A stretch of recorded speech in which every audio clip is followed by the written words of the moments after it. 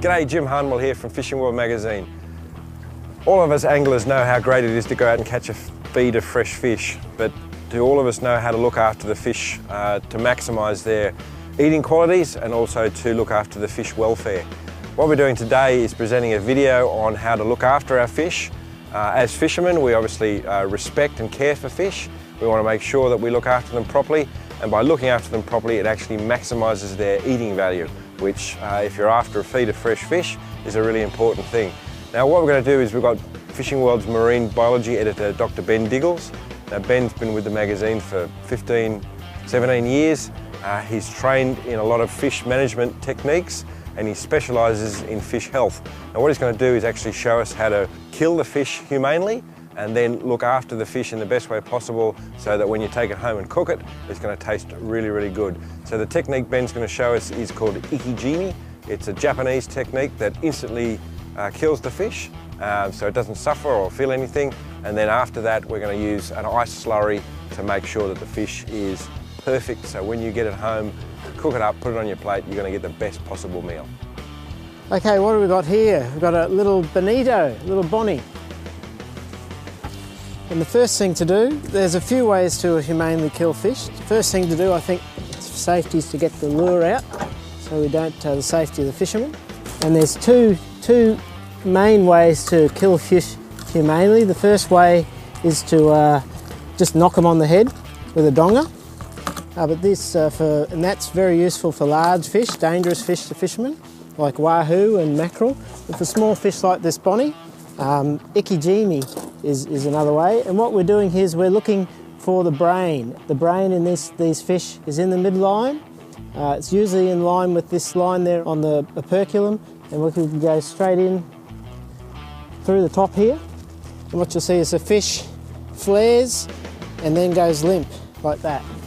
Next thing to do is to bleed it and get it down into a nice slurry as quick as you can, because what this does is bleeding the fish removes the blood, which is a source of nutrients for bacterial growth.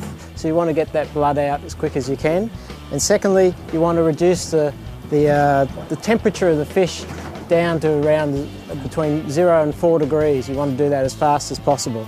And the best way to do that is with an ice slurry. Now, to make an ice slurry, usually you want minimum 2 parts ice to 1 part of the water where you've caught the fish from. And here what we've already got a bucket full of water, and we've got 2 bags of ice. So each one of these bags of ice, 4 kilo bag of ice, is equivalent to about 10 litres of water. So we've got 1 bag of ice in there.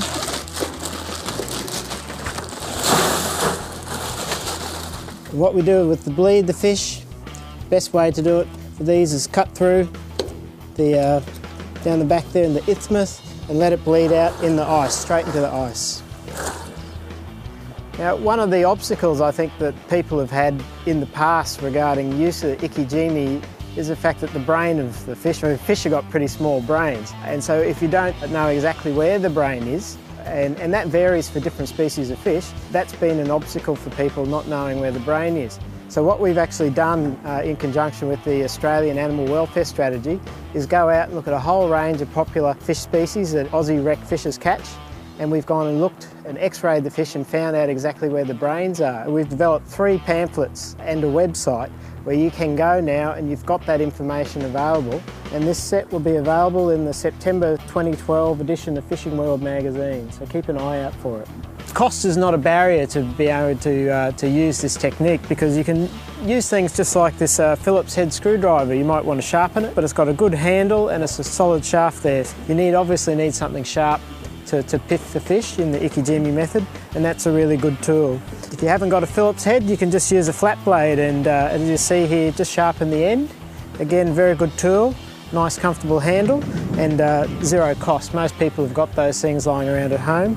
Knives are another useful tool. If you get a knife with a reasonably sharp point, it can be useful, but today on the market you can get some purpose-built tools. Like this is actually a jime spike. Most good tackle stores nowadays you can actually buy an jime spike, a very good tool to use, purpose-built. And then you've got these other tools these are, for example, used in aquaculture in various places around the world. So that gives you some idea of the sort of tools that you can use for this technique. Okay, and here we have a bream. It's another species we have in the ikijime pamphlet and also on the website at ikijime.com. Now these bream fish this shape, better to lay them on the side. The pamphlet shows to go through here and with the brain, just pith the fish like that. It's immediately dead, and then you can go bleed and put him on ice. Guys, Ben's been showing you how to ikijime finfish, but you can actually also do it with other marine species like squid. Some Japanese eggy specialists showed me how to do this. They actually manufacture this little tool, which is a specialist squid ikijime tool. The process is basically the same, and the reasons why you do it are pretty much the same. Obviously, if you're going to eat a squid, and they're fantastic taka, you want to make sure that it's going to be the best possible condition. So if you ikijime it, it dies instantly, you can put it on ice, and then you know it's going to be fantastic when you take it home. So the basic process is pretty much the same. The squid's central nervous system is in the back of its head here. So you position your ikijime tool, push down, the squid goes white, sort of stiffens, and he's now dead. I'll put him in the ice slurry, and that squid will be in perfect condition when I get back to the ramp. I'm going to clean him, take him home, cooking him up and eat him. Now here we are back at the ramp at the end of a good day's fishing, and this is where that little bit of extra effort pays off with your humane killing and your ikijime. So here we have one of our little bonito that we caught earlier, and what I'm just going to do is take the fillet off, and we'll just see whether we can spot any difference in there compared to, say, a fish where you've just haven't bled it and just let it thrash around the bottom of the boat.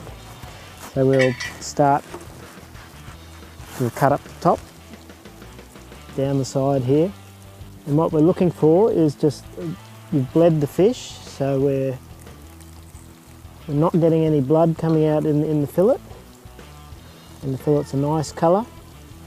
Because the fish has been killed very quickly, there's you haven't got to build up a lactic acid or other metabolites in there, and because of that you've got very little problem with the flesh going off. It lasts a lot longer if you're storing it, because the pH of the flesh is much higher, and it's just much better taste. As you can see here with the bonito, a little bit of blood in the middle, but generally well bled and looks very tasty.